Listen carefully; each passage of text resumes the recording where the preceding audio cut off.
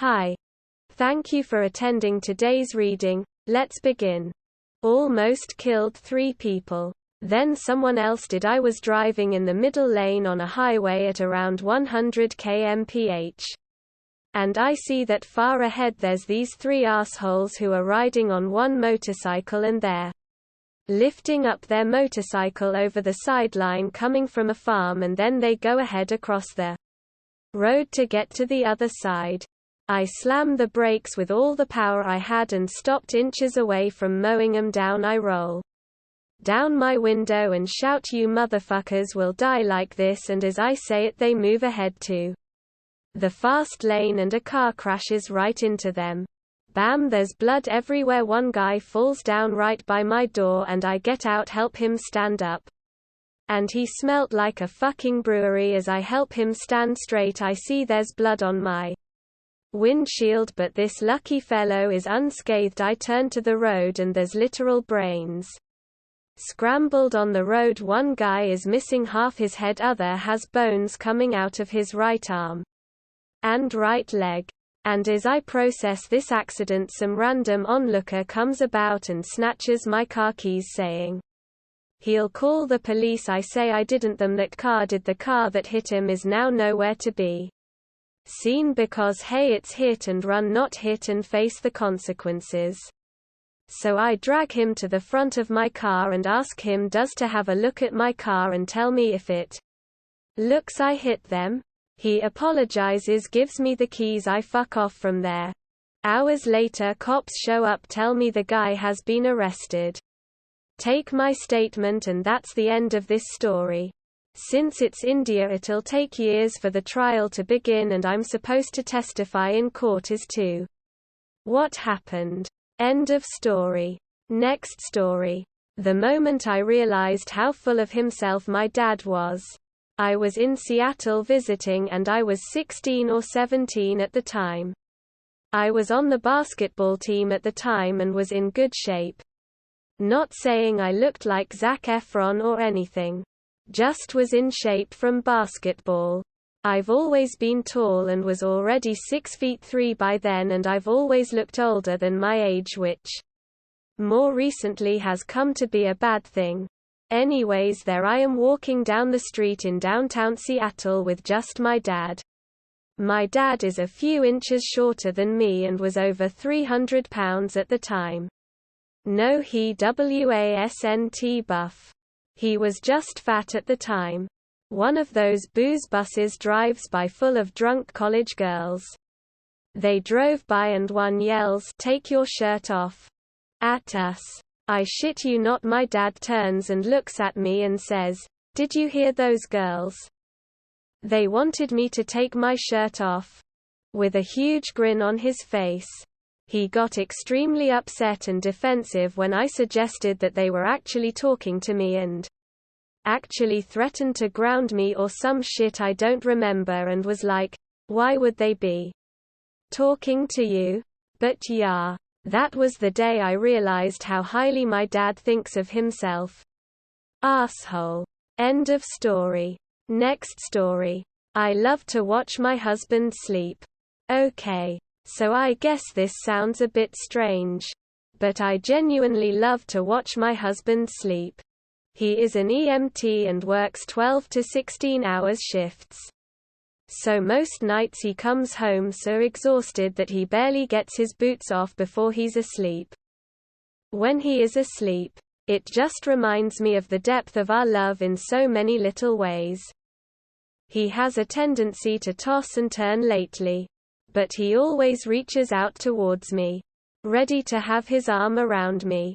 Even dead asleep. If I shift in the bed, he moves alongside me, as if we're tied together. He's an incredibly sound sleeper, too. He never wakes up when I brush his hair from his eyes or kiss him softly. But when I whisper that I love him, he always sleepily murmurs back, "I love you too, baby." So much can change in a relationship over time. And it's just so wonderful to know that nothing can change our love for one another. I stay beside him all night.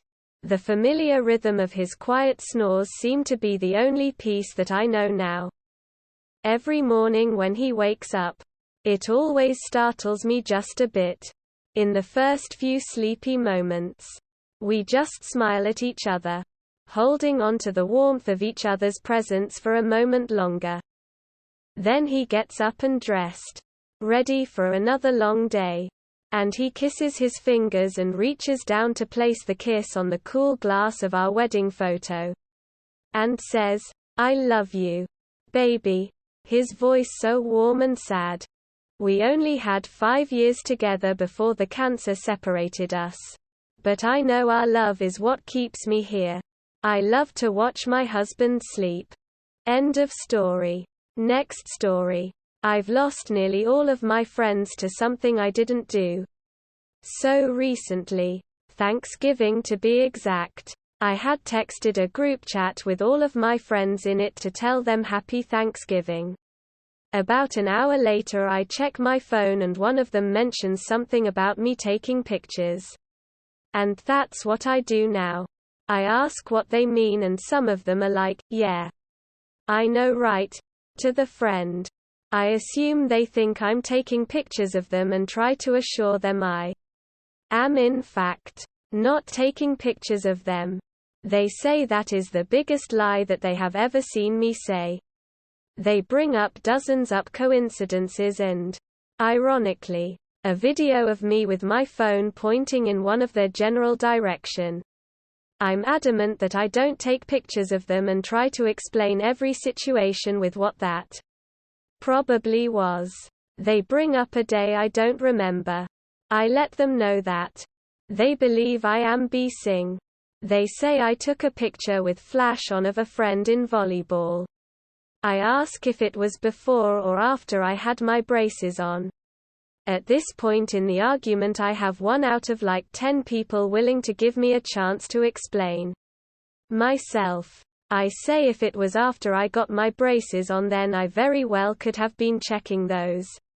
The argument ends with all of them thinking I take pictures of them. With no reason for me to do that. We haven't spoken since.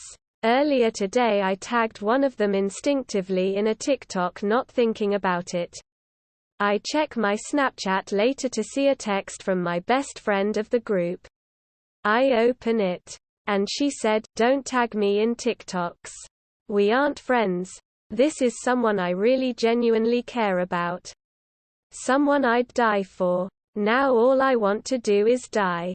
I lost everyone including my best friend. And I didn't do anything wrong." End of story. Next story. I blackmailed a robber to get me stuff. I was 13 when this happened. So legit, I was in a shopping center and I was minding my own business. My friends went off to do whatever and I was just browsing at things.